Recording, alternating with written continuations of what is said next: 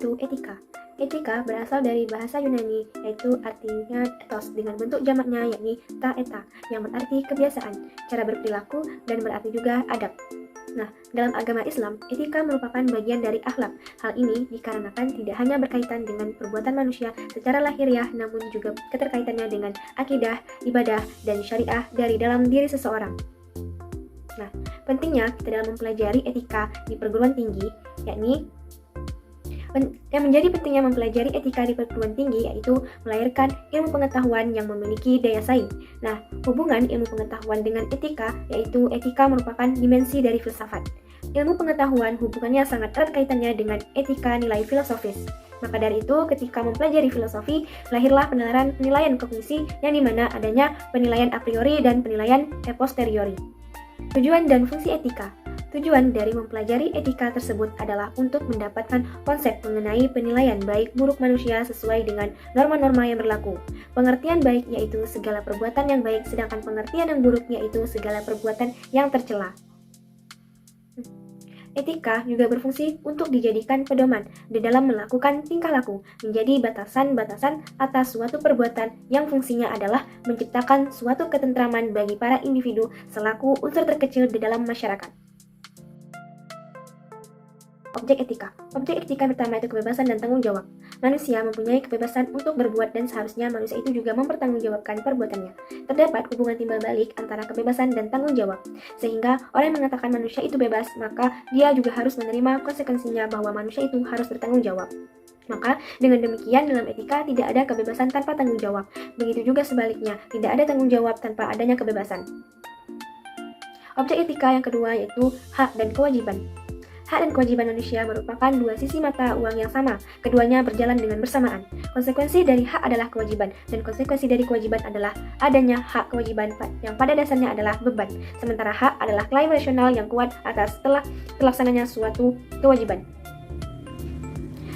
Objek etika yang ketiga yaitu baik dan buruk. Baik dan buruk bisa dilihat dari akibat yang ditimbulkan dari perbuatan baik maupun perbuatan buruk. Apabila akibat yang ditimbulkan dari perbuatan itu baik, maka tindakan yang dilakukan itu benar secara etika, dan sebaliknya apabila tindakan yang berakibat tidak baik, maka secara etika salah. Hubungan etika dengan moral. Etika dan moral memiliki objek yang sama, yaitu sama-sama membahas tentang perbuatan manusia untuk menentukan baik atau buruk dari suatu perbuatan. Hubungan etika dengan agama. Relasi antara etika dengan agama sangat erat kaitannya, yakni adanya saling isi-mengisi dan tunjang-menunjang antar satu dengan yang lainnya. Keduanya terdapat persamaan dasar, yaitu sama-sama menyelidiki dan menentukan ukuran baik dan buruk dengan melihat pada amal perbuatan manusia. Etika mengajarkan nilai baik dan buruk kepada manusia berdasarkan akal pikiran dan hati nurani. Sedangkan agama mengajarkan nilai baik dan buruk kepada manusia yaitu dengan berdasarkan wahyu atau kitab suci, yang kebenarannya itu adalah absolut atau mutlak dan dapat diuji dengan akal pikiran. Hubungan etika dengan filsafat. Etika adalah bagian dari filsafat. Filsafat itu terbagi menjadi dua, philo dan sophie, yang artinya cinta kebijaksanaan filsafat berpikir dengan sangat mendasar atau radikal. Filsafat juga disebut dengan filsafat moral atau etika filsafat. Jadi, etika sebagai suatu ilmu adalah cabang dari filsafat yang membahas sistem nilai moral yang berlaku. Profesi dan profesi hukum. Profesi merupakan suatu pekerjaan tetap dalam kurun waktu yang lama dengan didasarkan pada keahlian khusus yang didapatkan dari hasil pendidikan tertentu sesuai dengan profesi yang ditekuni. Dalam menekuni pekerjaan tersebut dilakukan dengan penuh tanggung jawab dan tujuannya adalah untuk mendapatkan penghasilan. Profesi terbagi menjadi dua, yaitu profesi umum dan profesi khusus. Profesi umum yaitu profesi yang dapat kita temui di mana saja, sedangkan profesi khusus adalah profesi yang membutuhkan pelatihan dan penguasaan terhadap satu pengetahuan khusus, misalnya seperti dokter, guru, dan lain-lain. Dan yang lebih dikhususkan yaitu profesi hukum. Profesi hukum. Profesi hukum adalah orang yang memiliki pekerjaan dengan pengetahuan yang tinggi di bidang hukum dan juga melalui pelatihan yang berkaitan dengan hukum, bahwa profesi hukum merupakan bagian integral dari kehidupan dunia dan akhirat, sebab bukan hanya untuk sebagian yang individu di kalangan aparatur hukum tetapi juga dengan rakyat. Kode etik.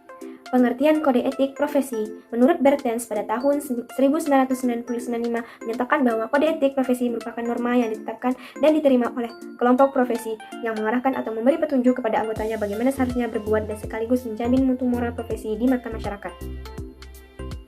Kode itu ada dua. yaitu kode atau tanda yang disepakati untuk dilakukan atau dilaksanakan, sedangkan yang kedua yaitu kode atau tanda yang disepakati untuk tidak dilakukan atau tidak untuk dilaksanakan. Fungsi kode etik profesi hukum. Fungsi kode etik profesi yaitu sebagai sarana kontrol sosial. Kode etik profesi sebagaimana dijelaskan sebelumnya berfungsi sebagai sebuah guidance atau petunjuk bagi para pengemban profesi agar selalu bertindak sebagaimana mestinya tanpa merugikan diri sendiri, orang lain, ataupun organisasi profesi.